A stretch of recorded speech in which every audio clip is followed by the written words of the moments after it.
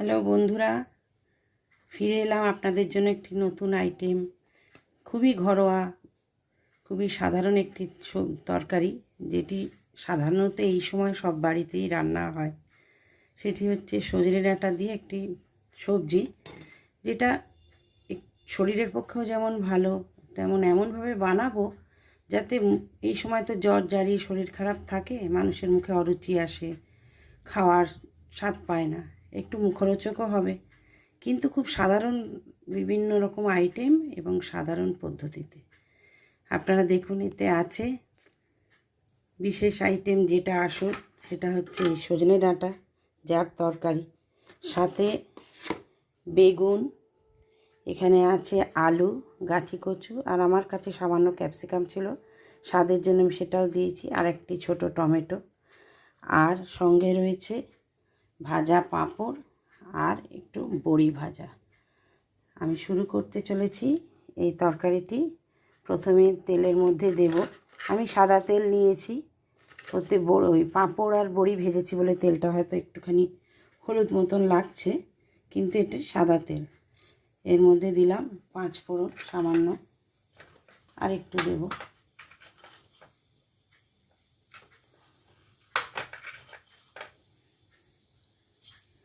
পাঁচ ফোড়নটা দিলে তরকারির টেস্টটা খুব ভালো লাগে। 5 ফোড়নটা আগে হালকা করে ভেজে নিচ্ছি।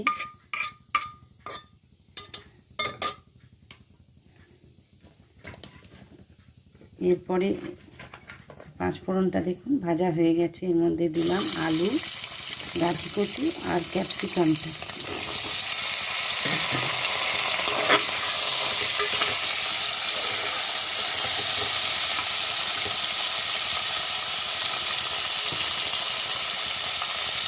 এটা একটু ভাজা হলে তারপরে এর মধ্যে হালকা একটু ভাজা ভাজা হোক, তারপরে এর মধ্যে দেব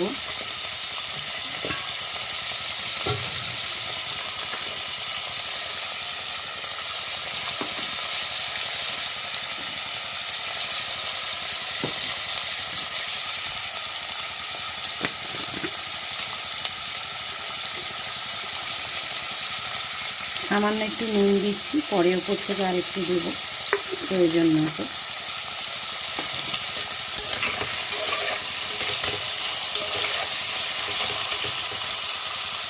তেল কিন্তু আমি খুবই কম দিয়েছি, এক থেকে 1.5 চামচের মতো।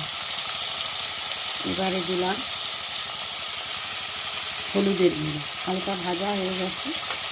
এবারে দিলাম 1/2 চামচ মতো হলুদ গুঁড়ো।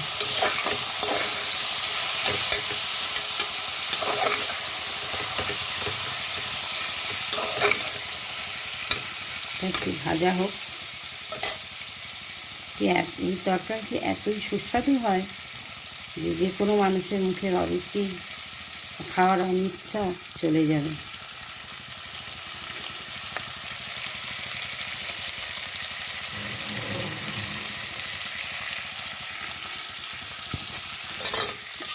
এই সবজিগুলো ভাজা ভাজা মতন হয়ে এসছে,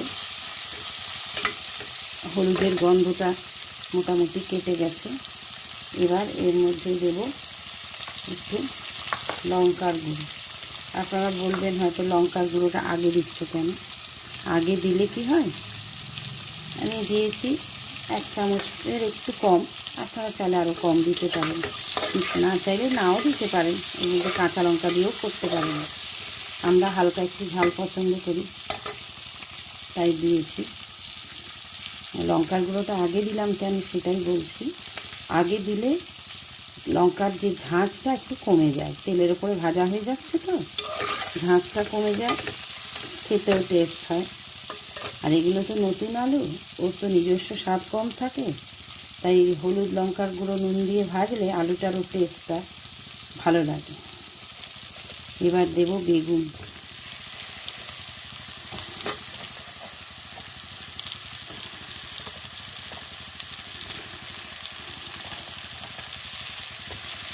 আর সাথে দিলাম টমেটোটাকে আমি একটুখানি হাতে ফাটিয়ে ওর মধ্যে দিয়ে দিচ্ছি। তাহলে ছোটো একটা টমেটোটা ফাটিয়ে দিয়ে দিলে তরকারির সাথে ভালো মতো মিশে যাবে।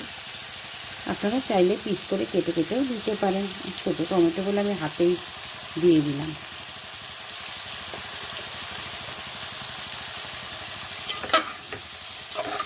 যেহেতু অল্প নুন দেওয়া আছে, বেগুনগুলোও আশা করি তাড়াতাড়ি মজে যাবে। ডাঁটা আরেকটু পরে দেবো, কারণ ডাঁটা তো খুব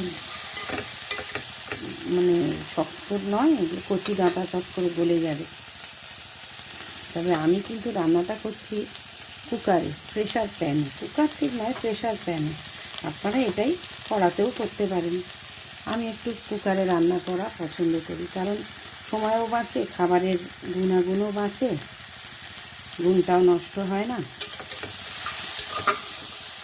আর আমার অভ্যাসও হয়ে গেছে করে।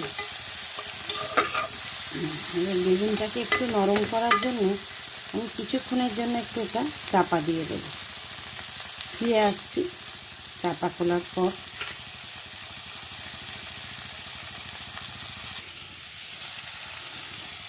ফিরে এলাম চাপাটা খোলার পরে। দেখুন বেগুনগুলো বেশ ভাজা ভাজা হয়ে এসছে। বেগুন, আলু, সবজি। এবারে দেব মেন ইনগ্রেডিয়েন্ট সজনে ডাঁটা।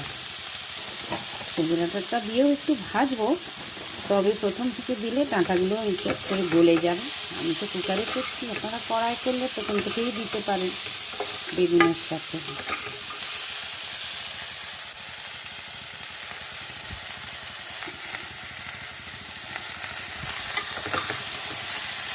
সজনে ডাঁটা দিয়ে একটু ভাজছি। তখন অল্প করে নুন দিয়েছিলাম, এইবারে আরেকটু নুন এর মধ্যে দেব। দেখুন টমেটো, বেগুন সবই ভাজা ভাজা হয়ে গেছে। দিলাম যতটুকু দিয়েছিলাম তার আন্দাজে আর হাফ চামচ মতো নুন দিলাম। আর দেব একটু চিনি, যেহেতু একটু চচ্চড়ি জাতীয় জিনিস, আর আমরা একটু অল্প চিনি তরকারিতে দিতে পছন্দ করি। হাফ চামচের আন্দাজেই দিয়েছি। আর দিলাম দুটো কাঁচা লঙ্কা, গোটাই দিয়ে দিলাম, সেদ্ধ হয়ে গেলে এমনি ভেঙে যাবে। আর দেব ভেজে রাখা বড়িগুলো, মুলির ডালের বড়ি।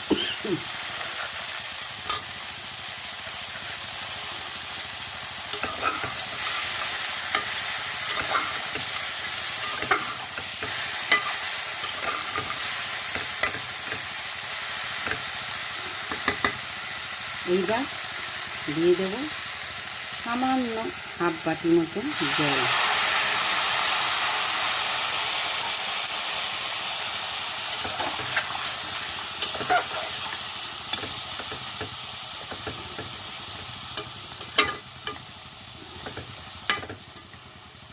হাফ বাটি জল দিলাম, দিয়ে এর মধ্যে দিলাম সামান্য একটু সর্ষের তেল, হাফ চামচের মতো, শুধু টেস্ট হওয়ার জন্য। এই যে সর্ষের তেলের একটা স্মেল, এই স্মেলটাই তরকারির স্বাদ বাড়িয়ে দেবে। আর সঙ্গে দিলাম ভেজে রাখা মশলা পাঁপড়। আপনারা যে কোনো চচ্চড়ি জাতীয় জিনিসে এরকম পাঁপড় দিয়ে করে দেখবেন, তো ভালো খেতে হয়। জল কিন্তু খুব বেশি দিইনি, ভাপেই এই পাঁপড়গুলো একদম নরম হয়ে যাবে।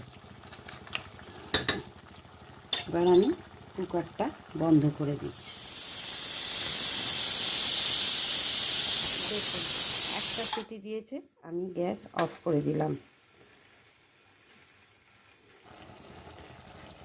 কুকারের স্টিমটা বার করে দিয়ে আমি আবার গ্যাসটা জ্বালিয়ে দিয়েছি। এবার আমার তরকারি দেখুন কেমন হয়েছে।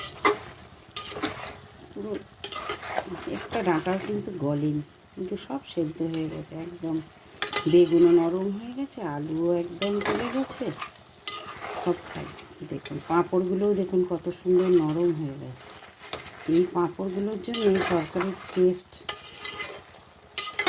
অর্ধেকের বেশি বেড়ে যায়, এত ভালো লাগে খেতে। দেখুন একদম সুন্দর গা মাখা তরকারি। এবার আপনারা যদি মনে করেন, আমি যেমন একটু নুনটা চেখে দেখে নেব কেমন হয়েছে। নুনটা যদি প্রয়োজন হয় কম বেশি কিছু একটু তো দেখে নিতেই হয়। আমি একটু দেখে নিচ্ছি।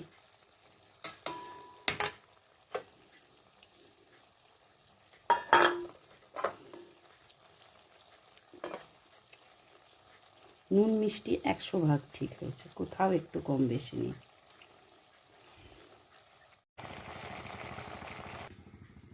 এবার আমি প্রেসার কুকারটা বন্ধ করে সিটিটা দিয়ে দিলাম। একটা সিটি দেব, একটা সিটি দেওয়ার পরে ফিরে আসছি।